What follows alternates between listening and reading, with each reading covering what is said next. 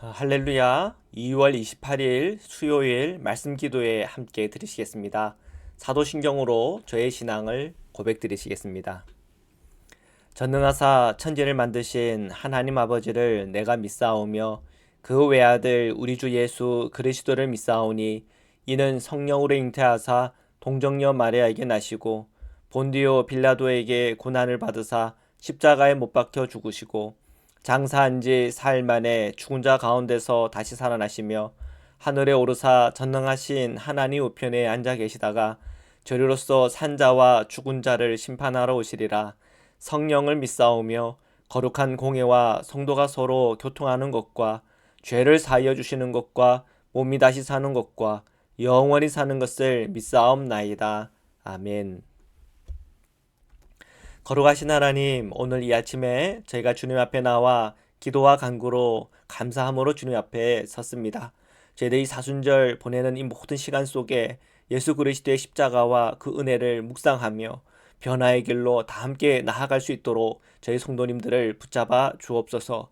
기도하는 가운데, 찬송하는 가운데, 주님의 말씀을 읽고 묵상하는 가운데 저희의 영의 눈이 열리게 하여 주옵소서.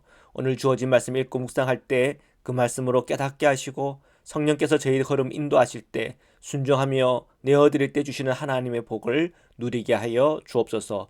예수님의 이름으로 기도드립니다. 아멘. 우리 시편 22편 23절에서 31절의 말씀을 보시겠습니다. 23절부터 읽겠습니다. 여호와를 두려워하는 너희여 그를 찬송할지어다. 야곱의 모든 자손이여 그에게 영광을 돌릴지어다. 너희 이스라엘 모든 자손이여 그를 경외할지어다. 그는 곤고한 자의 곤고를 멸시하거나 싫어하지 아니하시며 그의 얼굴을 그에게서 숨기지 아니하시고 그가 울부짖을 때 들으셨도다. 아멘.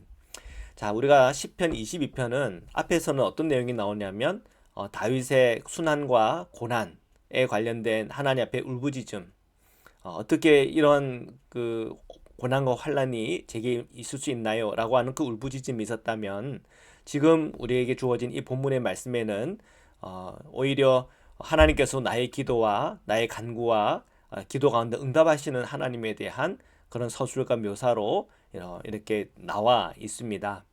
23절에 보니까 주를 두려워하는 너희여 그를 찬송하라.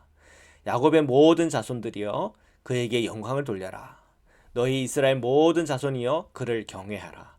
처음에는 그 고난 가운데 하나님은 나를 돌봐주시나 하는 그런 의심 속에 있었지만 그런 고난도 결국 시간이 지나가다 보니 하나님께서 놀랍게 축복으로 은혜로 바꾸시는 하나님을 체험하고 경험해 보니 하나님을 우리가 늘 찬송해야 될 것이고 주님께 영광 돌려야 될 것이며 주님을 경외해야 되는 거구나 하는 신앙과 믿음의 결론이 그 마음에 생긴 거죠.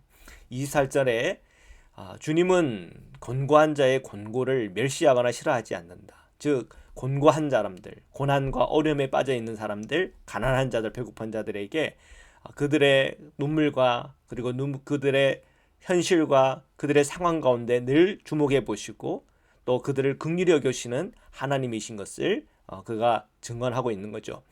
그의 얼굴을 그에게서 숨기지 않는다. 그에게는 항상 주님의 임재 가운데 이 땅의 가난한 자들, 고난 가운데 있는 사람들과 함께 하신다는 거죠. 그 눈물과 함께 하시고 고난과 함께 하시고 그 아픔과 함께 하시는 하나님에 관하여 그는 고백하고 있고 또 그분을 드러내고 있는 것입니다. 그가 울부짖을 때 들으셨다. 우리가 눈물로 하나님께 간구할 때 결국은 들으시는 분이시다. 그것은 다윗이 그의 삶 속에서 체험하고 경험한 주님의 모습이기도 한 것입니다. 자, 계속해서 말씀을 보겠습니다. 25절 26절입니다. 큰 회중 가운데에서 나의 찬송은 주께로부터 온 것이니 주를 경외하는 자 앞에서 나의 소원을 갚으리이다. 겸손한 자는 먹고 배부를 것이며 여호와를 찾는 자는 그를 찬송할 것이라. 너희 마음은 영원히 살지어다. 아멘. 다윗은 이렇게 고백합니다. 큰 회중 가운데서 나의 찬송은 주께로부터 온 것이다. 나의 찬송, 다윗의 찬송은 다 시편으로 기록되어 있지 않습니까? 자, 나의 그 시편은 주님으로부터 온 것이다. 어떻게 그런 확신과 또 믿음의 어떤 고백을 할 수 있을까 하는 생각이 듭니다. 여러분, 만약에 여러분이 시를 썼는데 이것은 내 생각으로 쓴 게 아니라 하나님께서 나에게 영감을 준 거다. 자, 그런 고백을 할 수 있겠습니까? 대단한 어떤 신앙의 확신이죠. 그래서 그 신앙의 확신을 가지고 여러분들 열심히 사세요. 여러분 최선을 다하세요. 여러분 하나님께 헌신하세요. 그 얘기를 하는 게 아니라 나의 찬송은 주께로부터 온 것이다. 주를 경외하는 자 앞에서 나의 서원을 갚을 것이다. 그러니까 자신의 확신과 그 믿음이 자기를 움직이는 겁니다. 그죠? 다윗 스스로를 움직여서 내가 주님 앞에 한 그 모든 약속들, 그것을 내가 지키며 내 인생을 살아갈 거라고 사실 그렇게 고백하고 있는 겁니다. 자, 나의 그 믿음은 나를 움직이게 하는 거죠. 근데 어떤 사람들을 보니까 나의 믿음을 가지고 남을 움직이려고 하는 사람들이 있어요. 근데 그것은 신앙의 본질이 아닙니다. 신앙의 본질은 나의 믿음이 나를 움직이게 하는 겁니다. 결국은 내가 성경을 읽고 묵상하는 가운데 깨닫고 또 내가 성령께서 내 안에 확신과 믿음을 주셔서 영의 눈을 열어주셨다고 그런다면 내 안에 결단과 내 안에 소망과 목표를 향해서 내가 움직이면서 살아가야 되는 겁니다. 그게 가장 기본인 겁니다. 그러니까 남이 움직이냐 안 움직이냐, 저 사람 믿는다고 그러면서 왜 저러냐, 손가락질 할 문제가 아니에요. 그거는 그 사람에게 맡기고 오늘 나에게 주신 그 믿음이 나를 어떻게 움직이는가를 끊임없이 관찰하고 살아가야 한다고 하는 것입니다. 그게 가장 먼저입니다. 26절에 겸손한 자는 먹고 배부를 것이다. 아마 다윗이 평생 주님과 교제하고 또 주님 안에서 거하며 살아가면서 아마 중요한 영적인 교훈을 얻었던 것 같아요. 결국은 겸손한 자가 먹고 배부른 거지, 교만한 자는 못 먹고 굶을 것이다. 그리고 결국은 멸망하고 망하게 될 것이다. 다윗이 교만했을 때는 쓰러졌어요. 겸손했을 때는 하나님을 찾게 되고 하나님께 구하게 되고 하나님을 붙잡게 되더라는 거죠. 그랬더니 하나님께서 지혜와 또한 하나님께서 하늘의 길을 보여주심으로 살 길이 열리고 구원의 길이 열리더라는 거죠. 결국 겸손한 자는 먹고 배부르지만 교만한 자는 굶주리고 결국은 망하게 된다고 하는 이 진리를 사실은 다윗이 깨달은 거죠. 주를 찾는 자는 그를 찬송할 것이라. 너희 마음은 영원히 살 것이다. 결국 그 겸손과 뭐가 연결이 됩니까? 찬송과 또한 영원한 삶과 연결이 되어 있는 것을 보게 됩니다. 믿음의 반대는 무엇입니까? 하박국 선지서를 읽다 보면은 믿음의 반대라고 하는 것은 교만이요 거짓입니다. 그러면 믿음의 삶을 산다고 하는 것은 무엇입니까? 겸손과 진실함입니다. 우리가 그것을 꼭 기억해야 할 것입니다. 자, 27절, 28절, 29절을 읽겠습니다. 땅의 모든 것이 여호와를 기억하고 돌아오며 모든 나라의 모든 족속이 주의 앞에 예배하리니 나라는 여호와의 것이요 여호와는 모든 나라의 주제심이로다. 세상의 모든 풍성한 자가 먹고 경배할 것이요 진토 속으로 내려가는 자 곧 자기 영혼을 살리지 못할 자도 다 그 앞에 절하리로다. 아멘. 자, 다윗은 군주입니다. 이스라엘을 통치하는 왕인 것이지요. 그런 관점에서 이 27절, 28절, 29절을 읽으면 이렇게 보입니다. 땅의 모든 끝이 주를 기억하고 돌아온다. 모든 나라, 모든 족속이 주 앞에 예배한다. 사실 모든 나라가 주를 예배하지 않습니다. 다윗이 살아가던 그 시대는 이스라엘 말고 다른 민족들은 자기들이 믿는 신이 있고 자기들이 따르는 우상들이 있습니다. 그런데 전쟁이 난다고 한다면 사람들끼리 싸우는 거지만 그 뒤에는 신들의 전쟁이기도 한 거죠. 그래서 지면은 그 신들을 강제로 믿게 한다든지 따르게 하는, 사실 그런 게 그때 당시의 전쟁의 문화 아니겠습니까? 자, 그런 상황 속에 다윗이 하나님은 모든 나라 모든 족속이 주 앞에 예배하게 될 것입니다. 어떻게 보면 다윗이 갖고 있는 어떤 세계의 정복에 대한 어떤 그런 자신의 어떤 비전과 꿈이 여기에 담겨져 있을지도 모르겠어요. 그죠? 그리고 28절에 보니까 나라는 여호와의 것이요 여호와는 모든 나라의 주제다. 그러니까 결국은 주님이 모든 땅의 참된 신이다라고 하는 선포예요. 그러면 주님을 따르지 않고 주님을 믿지 않는 우상 숭배하거나 다른 신을 믿고 있는 그런 족속들에게는 이런 말씀들이 사실은 굉장히 두렵게 느껴질 수도 있겠고 또 이런 것이 굉장히 도발적으로 들릴 수도 있겠습니다. 29절에 세상의 모든 풍성한 자가 먹고 경배할 것이요 진도 속으로 내려가는 자가 자기 영혼을 살리지 못할 자도 다 그 앞에서 절하리로다. 산자의 하나님, 죽은 자의 하나님, 그러니까 모든 살았고 죽은 자의 주제이신 하나님이라는 것을 선포하고 있는 거죠. 자, 이런 것 속에서 당시 문화적인 배경 속에서는 타민족에 대해서는 도발이기도 하고 도전이기도 하고 그런 걸 수도 있겠습니다만, 그러나 지금 이 안에 지금 다윗이 가지고 있는 그 신앙의 세계 안에는 그 하나님의 어떤 그 전지전능하심과 무소부재하심에 대한 그의 확고한 믿음과 신앙이 있다고 하는 것은 분명히 느껴집니다. 이러한 신앙의 고백이 그대로 우리가 메시아 예수 그리스도의 그 신앙 안에서 어떻게 확정됩니까? 예수 그리스도를 믿음으로 구원을 받을 뿐 아니라 유대화 되어지는 것 없이 오직 예수 그리스도만 믿어도 구원받고 영원한 생명의 문이 열린다고 하는 정말 차별 없는 복음, 그죠? 차별 없는 복음에 대해서 활동해갔다고 하는 사실을 우리가 꼭 기억할 필요가 있는 겁니다.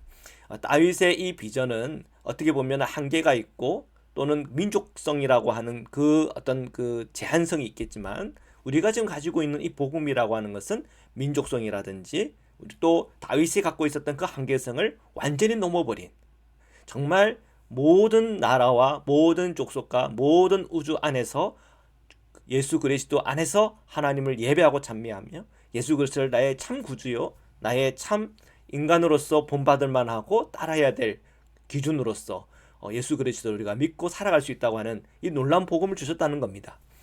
믿음 안에서 차별이 없고 또 우리가 예수 그리스도를 닮아간다고 하는 그 의미 자체가 모든 것을 품을 수 있고 모든 것을 사랑할 수 있을 만큼 믿음의 영적인 성숙을 향하여 나간다고 하는 그 점이 굉장히 놀라운 것입니다. 이 복음이 우리에게 준 은혜는 정말 큰 것입니다. 우리가 진정한 그리스도인이 된다고 한다면 이 땅의 전쟁은 끝이 나는 겁니다.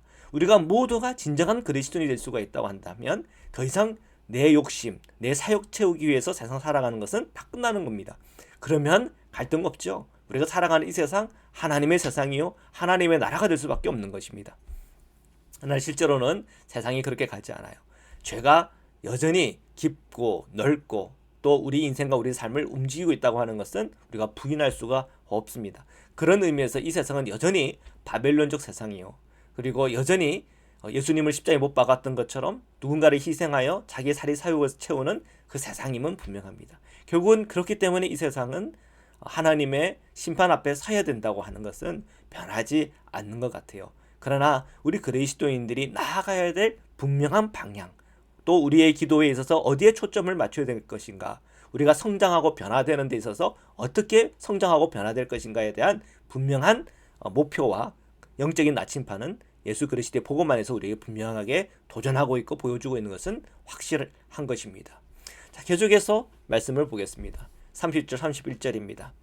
후손이 그를 섬길 것이요 대대의 주를 전할 것이며 와서 그의 공의를 태어날 백성에게 전하며 주께서 이를 행하셨다 할 것이로다. 아멘. 자, 이 다윗의 신앙과 또 다윗의 이 믿음의 이 고백은 후손 자자손손 대대로 이스라엘의 전통 안에서 또 이스라엘이 망하고 유대의 전통 안에서 또 유대도 망하지만 그러나 이 포로 생활하는 가운데서도 또 계속 이 신앙의 전통은 흘러가다가 이것이 결국 복음 안으로 들어온 거잖아요. 예수 그리스도의 십자가와 부활을 통해서 정말 이 다윗의 이 고백은 놀랍게 변화되는 겁니다.